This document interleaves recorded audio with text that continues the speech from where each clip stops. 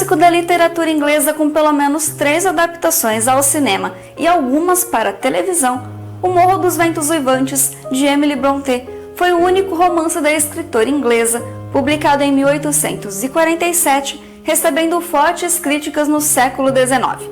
Pode ser considerado um romance dramático, que para mim causou mais nervoso e revolta do que empatia com os personagens. Inglaterra, final do século XIX. Quando o Sr. Earnshaw chega ao Morro dos Ventos Uivantes com um menino órfão, resgatado das ruas, sequer imaginava o que o destino planejava para o futuro do menino.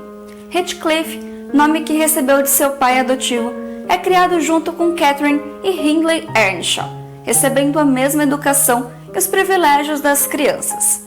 Heathcliff tem em Catherine uma amiga e protetora, enquanto Hindley o humilha em toda e qualquer oportunidade.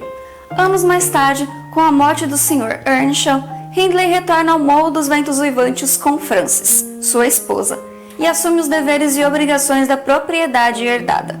Com isso, Heathcliff assume o papel de mais um criado e perde os privilégios que tinha desde que chegara ao local. De temperamento forte, Heathcliff guarda rancor no coração por toda a humilhação e rejeição que sempre sofreu.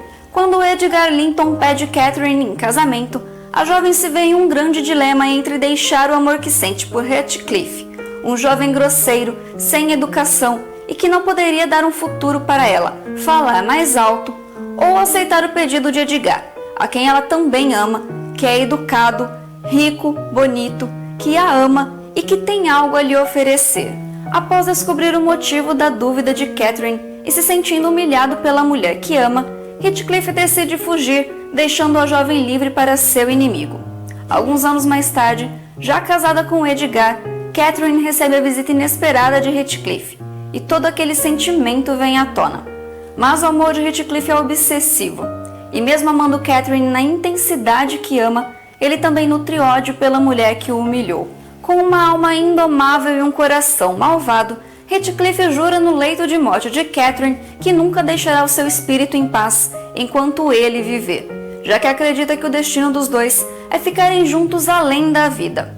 A fim de se vingar de tudo aquilo que perdeu, Heathcliff passa a viver planejando cada passo para recuperar o que acredita ser seu por direito. Narrado por Nellie Dean, a governanta que cresceu junto com os irmãos Catherine e Hindley Earnshaw, ao Sr. Luke Wood, inquilino do Sr. Heathcliff, O Morro dos Ventos Uivantes é um romance trágico, onde sentimentos intensos falam mais alto, deixando o amor, o ódio e a ambição ditarem as regras dessa história passada por gerações. Catherine é uma jovem mimada, forçando todas as pessoas ao seu redor a realizarem todos os seus caprichos, com cenas dramáticas que revoltam qualquer leitor.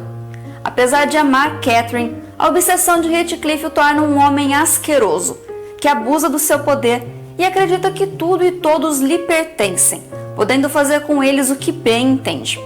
Temos ainda nesse enredo as almas trouxas estampadas nos personagens da governanta Nellie, em Edgar e sua irmã teimosa Isabella, além da segunda geração das famílias, que apesar de verem na sua frente a maldade de Heathcliff, acabam caindo nas armadilhas que ele cria para conseguir tudo o que quer.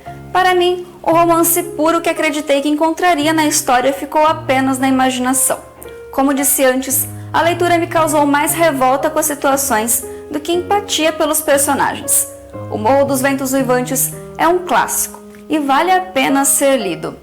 Comenta aqui embaixo se você já leu essa história e o que você achou. A gente se vê no próximo vídeo. Até lá!